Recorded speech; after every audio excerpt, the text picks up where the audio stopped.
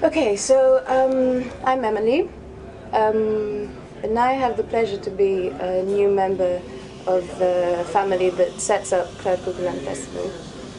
And during the festival, I had the honor to lead the artistic side of the festival. So to accept the volunteers coming in, let them know about what this space is about, what the resources that we have available are, and basically setting them free to do whatever they want with them, and to be really kind of groundbreaking in how creative they are. And then during this was the preparation stage, and then during the festival, there was this new role kind of created for me, which was to be the festival hostess, which is such a powerful role in that you actually get to focus a lot of your attention on taking care of people. So how people are experiencing the festival. And mostly the people who take part in creating the festival, in organizing the festival, in bringing it all together and learning how to work with each other. So by going around and getting to know people, because all of these people I've only just met. I've only been in England for 2 months, and I come from a place which is Greece, which is quite different in how we organise our festivals and how we kind of come together in the summer. What we actually do in the summer is quite different.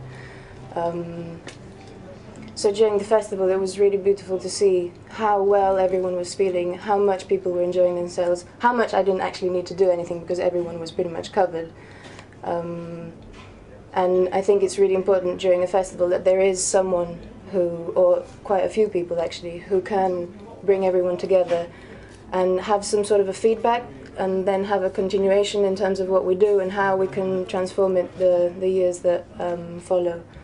Coming from a place like Greece, and inevitably comparing what it feels like to be there and to be here, I've noticed that we don't really have that many festivals, and definitely not a diversity in festivals. Festivals are pretty straightforward. It's a weekend, it's quite expensive, it's about the music and it's about consuming it. You don't take really any part in creating it. So it's great for me to see that a lot of people are really keen on just taking a few things, going into a field and being part of something. Large festivals, in my opinion, are losing out in this. They're losing out in the community spirit, they're losing out in allowing people to really express their full potential, and hence removing a little bit of the power behind the ceremony, because a small festival, in my opinion, is a celebration and hence a ceremony. It's a cycle that we come back to every year, every summer. And small festivals actually are really good in that you get the same people coming back again and again because they feel part of it. They've acknowledged the fact that they've helped in it coming to be what it is. And in ceremonies, we know that there's something that we can count on. We know that we'll go back to the same place. It's the same people organizing it. There's the same vision behind it. We're going to find familiar people, familiar stages, familiar types of music. But at the same time, that's that element of the ceremony, which is always going to be the element of the unknown. There's always going to be unexpected things appearing during a festival. So it's a really, really dynamic ceremony in that way, in that it's going to reflect the evolution that we've also been through in a year, and then shape the direction of our evolution for the next year.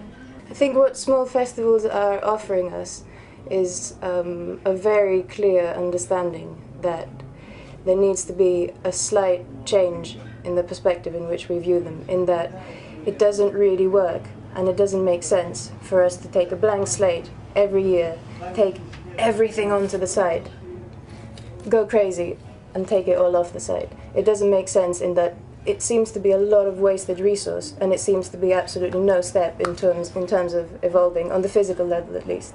So I think what small festivals and what Cloud Cuckooland has seen so clearly is that it makes so much more sense to try and invest in the spaces that we use as much as investing in the people that come and make this all happen. So permanent festival sites are something that we're really interested in, and we're focusing all our attention on that. I think a festival like Cloud Cuckooland is a place where you can arrive at the entrance, and at that instance, you know you're leaving everything behind and you're just entering with your heart. So people can be really creative, can be absolutely free in what they wear, what they don't wear, how they behave. They tap into their inner child in such a beautiful way also. You see people running around, playing, rolling around. It was just a really beautiful space for people to explore every single kind of aspect of their of what it means to be a human and what it can mean to be a human, because we do become aware of how good it feels to actually be given the space to explore ourselves. And I think what we can take home from a small festival is new ideas of how we can position ourselves back in what was our daily routine previously. Yeah. So it's fundamental that within a festival, and this is what we're really trying to work on through Cloud Cuckooland, is the healing aspect. So it is really important that we entertain ourselves and that we have fun and that we dance and that we meet new people, but it's also really important that we take care of our bodies. And we've reached our limits by dancing loads, by being awake, by running around, by meeting so many people. So there needs to be a balancing off of that by having healing spaces, talks, all sorts of different types of really nourishing food, nourishing herbal teas, saunas, massaging, people that will teach people slowly how to also take care of themselves, because it's such a usual phenomenon that we watch people coming onto a festival full of life, really excited, and we watch them coming off a festival really tired and kind of lost in a sense, because they don't really know what to do with all of this. Whereas if we could focus a little bit of our attention on also cooling down, still within the festival, and taking home some tools about how to take care of ourselves, I think there's a huge power behind then allowing people to return to their life in a much more complete, much more powerful way.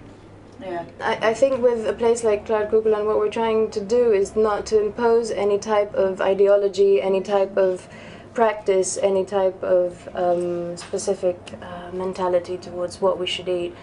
The element of should and have to is removed. What we're going to do is try and always cater for what is relevant now, and actually follow people through their process rather than always have to guide people and let them either fit in or you cannot be here. We want to try and make a model for festival making in that everyone can be part of. And something which is really beautiful about Cloud Cuckooland is that you can see all the generations having fun together. There was people of all ages, and you could see people from quite different places just blending in and finding great power in spending time with kids, spending time with older people, spending time with people you're the same age. It actually becomes irrelevant, and more so than irrelevant, it becomes something that you really look for. I've been to quite a few really large festivals that you see there's quite a very specific type of person, whereas society is not like that. And part of becoming part of a community is having all these generations always present and learning from the kids, learning from the elders, respecting, giving space to the elders, not alienating them, not keeping kids in parks, schools, or at home. Everyone is there offering their own part, and that has to be more natural. And symbolically, you could walk up to the production office in Cloud Cuckooland and see that there's the parents, Marcus, Rosie and Amy, who are their children, and then Rosie with her baby. What Cloud Cuckooland is a reflection of how this family wants to live. And what is unique about the family that runs this festival is that they're all ready to move on a piece of land and set up a community together, which is something so rare. We spend so much time growing up wanting to get away from our parents, wanting to get away from our roots, whereas I think what's so powerful about the family behind this festival is that they're still so united, and actually they're evolving together still.